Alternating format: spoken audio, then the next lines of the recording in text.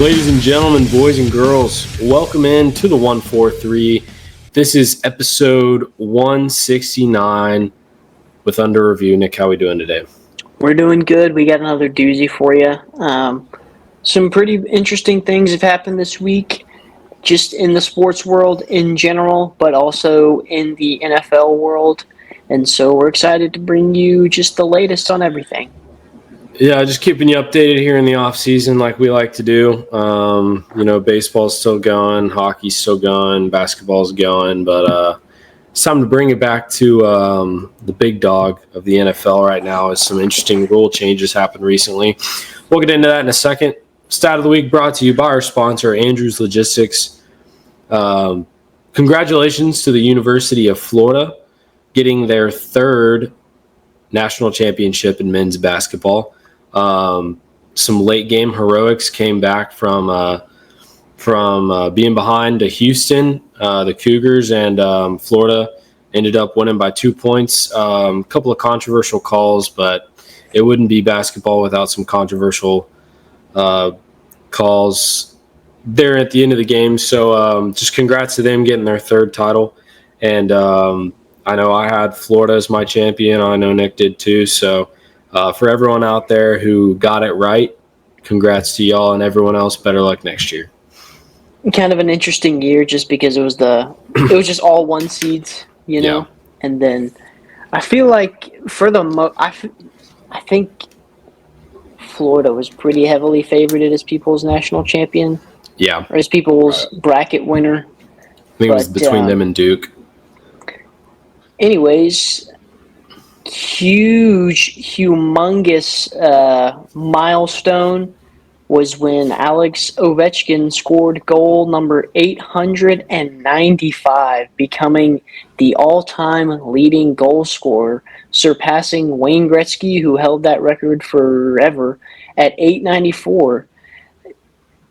In year 20, so Alex Ovechkin adds to his mountainous milestone of just achievements. I mean, that's an enormous deal. 895. He missed significant time as well. I want to say he missed I want to say it was a month at the beginning of the season. Lower leg injury. He was red hot out of the gate as the season began, just scoring goal after goal, and then he missed about a month with his leg injury, and so everyone was like, oh, he's going to have to be getting after it. But 61 games this year, and he's scored 42 goals. I mean, I feel like the last month he's just been on an absolute tear, just going after that goal record, and then, still got some juice in the tank, so I mean, he's going to get to 900 for sure, and then who knows what's going to happen after that. Yeah, pretty significant record breaking for those of you that aren't really hockey followers. That's just, goals are the biggest thing in hockey, and Gretzky's kind of been the guy. He's the GOAT, but he's been the guy holding that record for a while. Now, obviously, nobody's going to touch his point record just because, And Alex Ovechkin's just an icon. Yeah. And he's played all 20 years of his NHL career in Washington. Yep. And so that's another cool thing to see is just he's a homer, sticking around with his team, and they're actually number one in the NHL right now. So, they're using that Alexander Ovechkin momentum to slingshot themselves into the playoffs and hoping to do some damage here in the next few weeks in their Stanley Cup playoff run.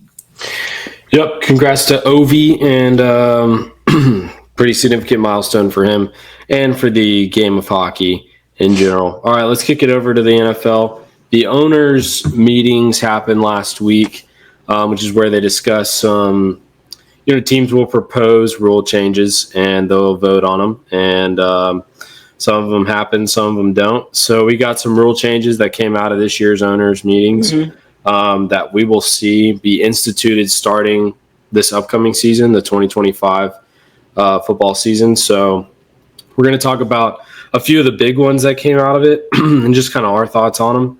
we will start with probably the biggest Before we one. move on, let me correct myself real quick because I was just looking at the standings again. Washington is no longer number 1. They've been surpassed by Winnipeg. They're number 2, but just need to make that distinction just because I said number 1. They're not number 1 anymore. They were for a while, and they actually just recently got surpassed by Winnipeg. But anyways, what we're talking about is the NFL rule changes. Kind of some big stuff. The one that I like is kickoff because for me, kickoffs have been so boring because you don't see anybody return anymore. It was just because the thing that was brutal too is you would go touchdown, commercial break, and then it would be kickoff where they nuke it out of the back of the end zone and there's no action, back to commercial, and then back to game. And so that was pretty boring. But kickoff returns, back in the day when you used to have true return men, that was, a pretty electric part of the game. And so I'm excited to see, hopefully, that kind of bring that dynamic back into the game, just because that's just such a lost art, if you want to say, where people it's just nuking it out of the back of the end zone. Nobody's returning anything. You're not seeing any crazy plays on kickoff. It's just nobody even cares anymore. It almost got to the point where people were saying they need to take it out.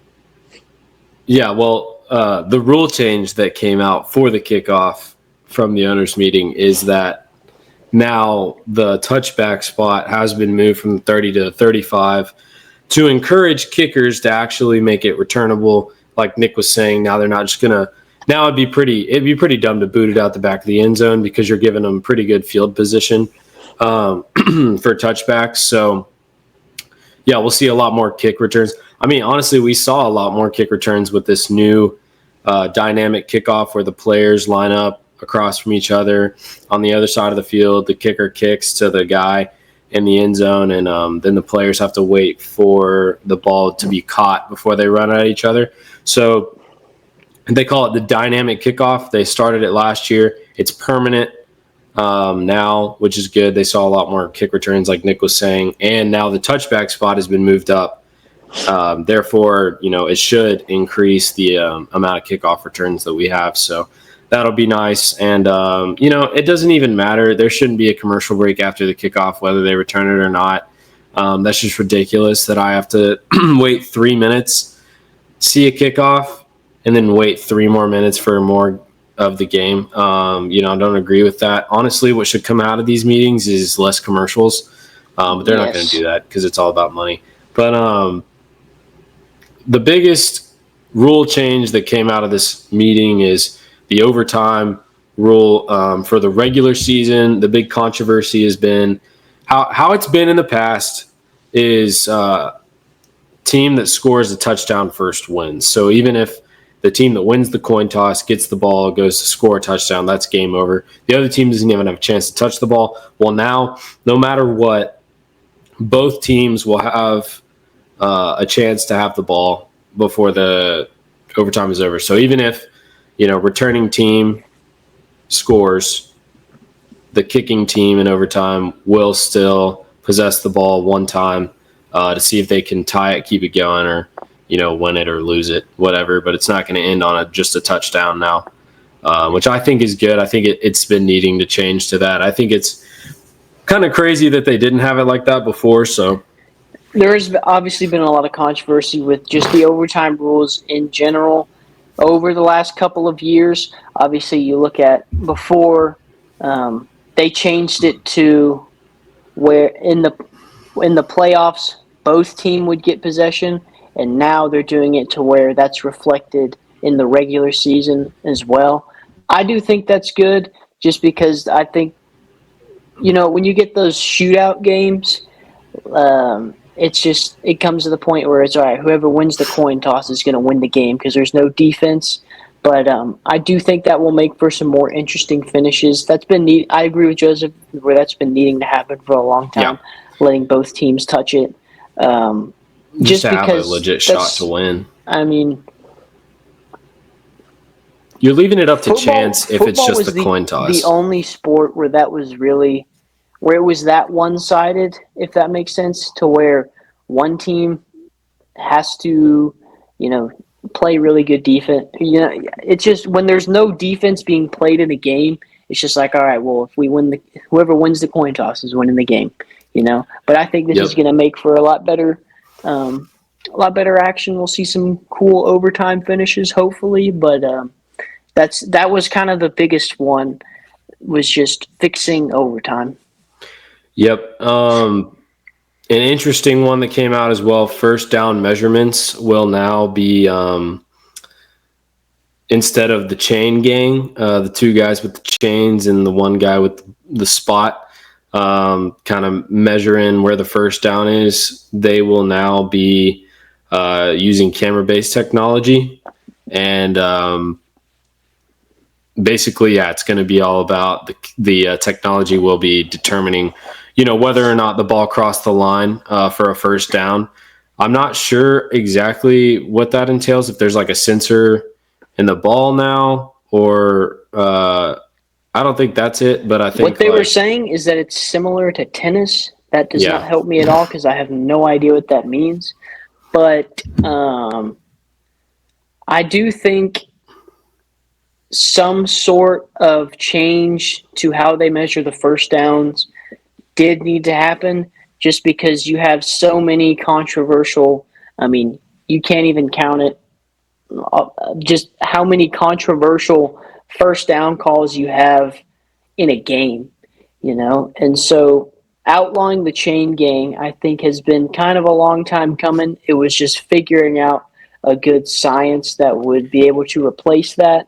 Because, what a lot of people were talking about too, kind of similar to tennis, was how they would also determine, offsides in soccer, where they had also, you could look at the computer where it would give you a definite line, and it was like a breakdown of seeing if the player was onside or not. And I think this is supposed to be a somewhat version of that. It's going to be more like tennis, obviously, because there's going to be a definite line. But I do think that this is going to be beneficial. So what I just looked it up, and it's not a sensor in the ball, but there's 6 8K cameras that will be placed around the field and track the ball's position. Once the ball is spotted by the officials, they'll use that technology to determine whether or not it crossed the line to gain. So I definitely think that, what are we in the Middle Ages? Like we need to utilize the technology that's available to make this better, because there's so many controversies with the ball spotting, and we've had so where many it should complaints. be. Yeah. This should have been instituted years ago when the technology became available.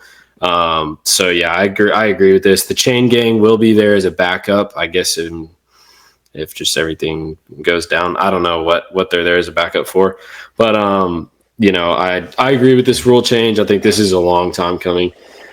And then the last one that was kind of a big replay one was assist.